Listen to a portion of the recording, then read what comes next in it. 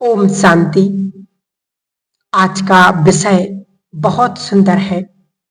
ब्राह्मण जीवन के नियम और मर्यादाएं।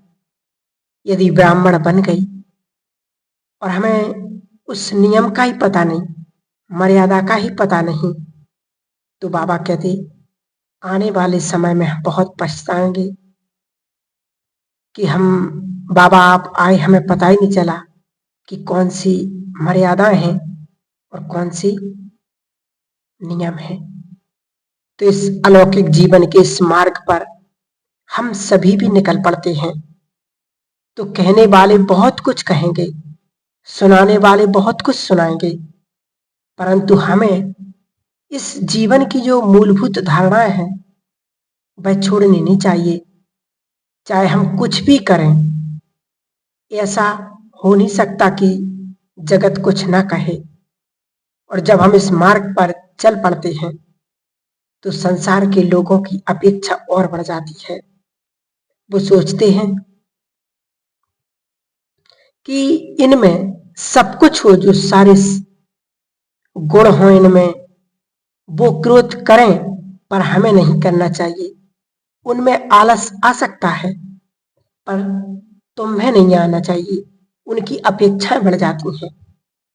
परंतु इस ब्राह्मण जीवन में कुछ मूलभूत धारणाएं हैं, कुछ ऐसे नियम हैं, कुछ ऐसी मर्यादाएं हैं जो हम सभी जानते तो हैं, परंतु समय समय पर उन्हें याद करना बहुत जरूरी है।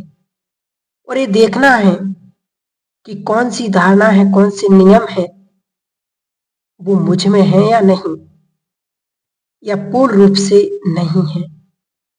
इस विश्वविद्यालय का पहला नियम है जो आज की मुरली में याद किया बाबा ने, अमृत बेले शक्तिशाली हो। तो सबसे पहला नियम है कौन सा? अमृत बेला। एक बार बाबा ने पूछा था कि कमजोर किसे कहा जाता है? वह जो मर्यादा पूर्वक नहीं चलेगी। सबसे पहला केवल अमृत वेला उठ जाना नहीं, संपूर्ण जागृत अवस्था में नींद का जरा भी असर ना हो, सुस्ती नहीं हो, साधारण अमृत वेला ना हो, शक्तिशाली अमृत वेला हो, प्रेम में मगन अवस्था, उसकी तैयारी हमें बहुत जरूरी करना है। क्योंकि इस तपस्या मास में भी हम अपनी तपस्या को बहुत सुंदर, बहुत शक्तिशाली बना सकते हैं। इसके लिए हम एक छोटी सी कहानी से शुरुआत करते हैं कि एक दिन एक सन्यासी सो रहा था।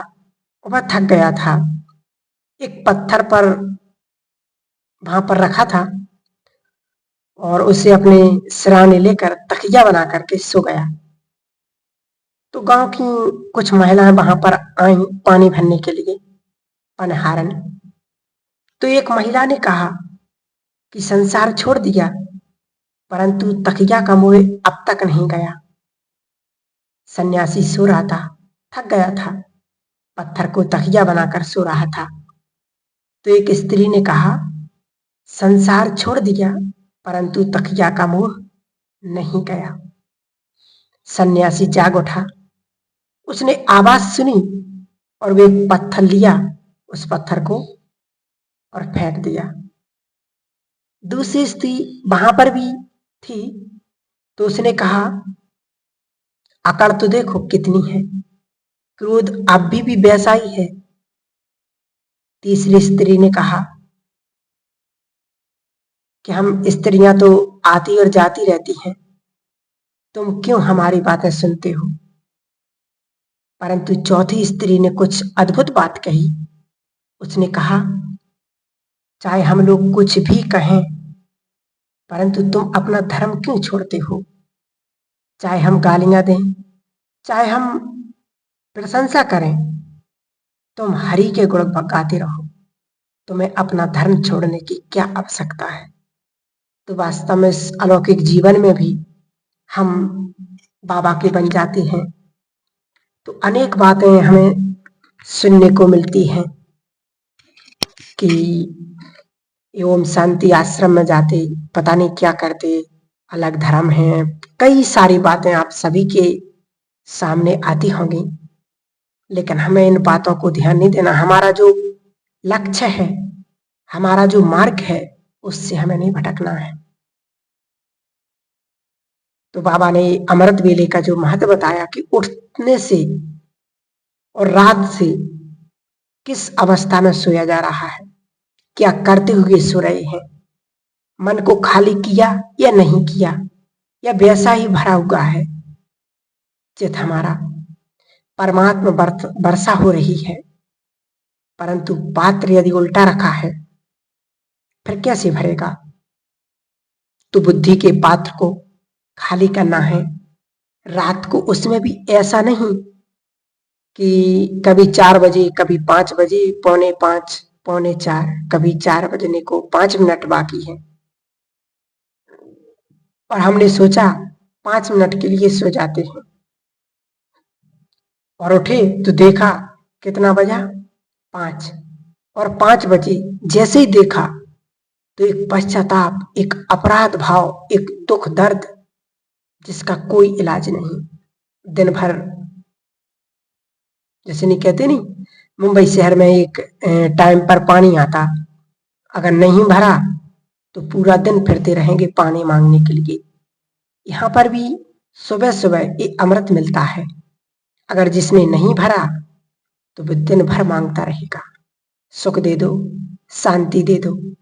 एक अव्यक्त बाड़ी में बाबा ने कहा था कि अमृत वेले स्वयं को प्रभु प्रेम से इतना भर दो, इतना भर दो कि किसी देहधारी का प्यार आकर्षित ना करे। इसलिए बाबा कहते हैं कि व्यसन कुछ भी बन सकता है, टीवी, इंटरनेट, मोबाइल, व्हाट्सएप, ये हमारे मन पर बहुत गहरा असर छोड़ देते हैं। इसलिए सावधान। और पहला अमृत वेला, दूसरा है मुरली से पॉइंट उठाना। मुरली तो देखो बहुत पढ़ी लिखी, अब हमें पॉइंट का चिंतन करना है। यदि मुरली में आता है याद की यात्रा को बढ़ाओ, तो वहीं पर रुक जाओ और सारा दिन उसी पर चिंतन करना है। ऐसे 4-5 पॉइंट निकाल कर रखना, फिर इसका चिंतन करना है कि क्यों करना है बाबा को याद, क्या फायदे हैं याद से। ऐसे 4-5 पॉइंट निकालो कि बाबा ने कहा कि बाबा को याद करना है, तो फिर उसमें अपने मन से क्वेश्चन मार्क लगाओ कि क्यों याद करना और याद करने से क्या फायदा है। तो सारा दिन उसी में सिमरन रहेगा और बाबा की याद ऑटोमेटिकली होती रहेगी। और बाबा ने तीसरा कहा भोजन, किस तरह भोजन आ रहा, किस स्थिति में बनाया जा रहा, भोजन में क्या दोष है, कितनी उत्तेजना है उसमें,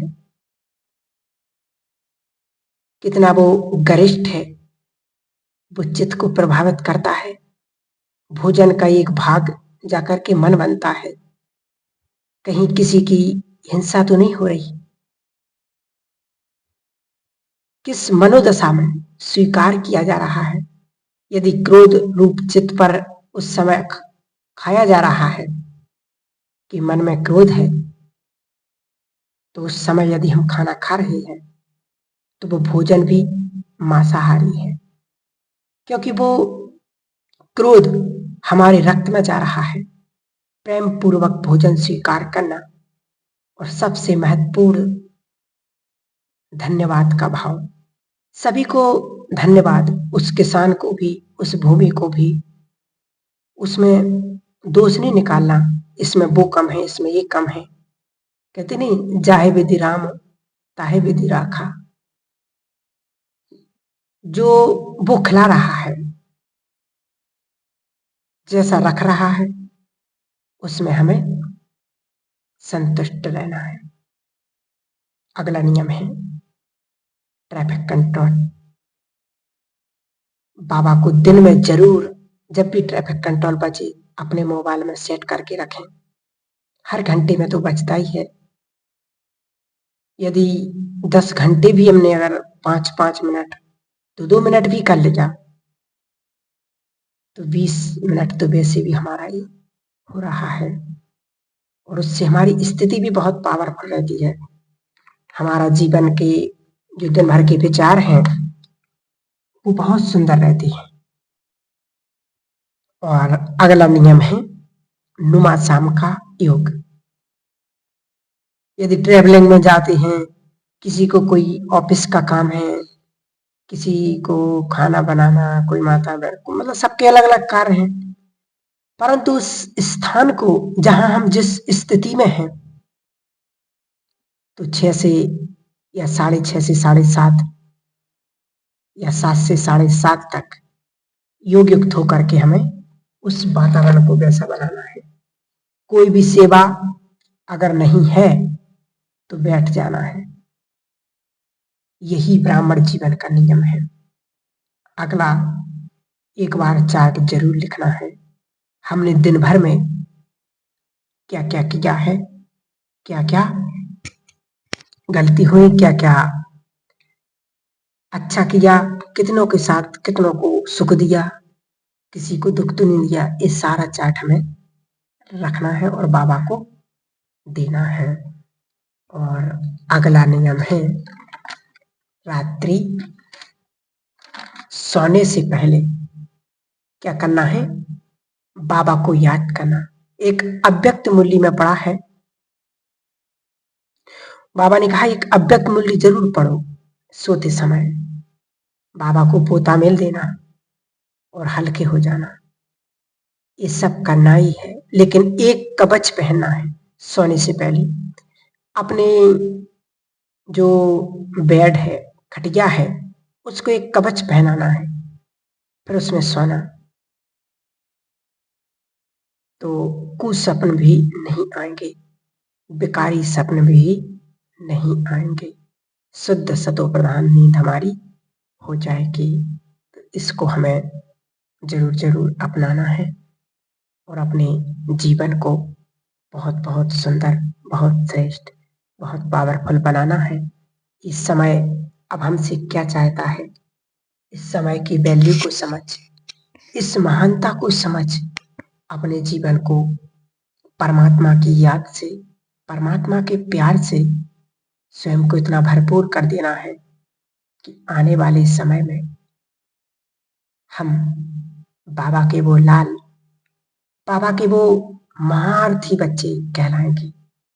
क्योंकि दुनिया वाले अंत समय में हमारे पास आएंगे कि आपने तो भगवान को बहुत पहले से जान लिया था, हमें भी कुछ बताओ। यदि हमारे पास वो नहीं है तो हमसे ज्यादा बेचारा, हमसे ज्यादा पश्चाताप तो दुनिया में फिर कोई और कर ही नहीं सकता। इसलिए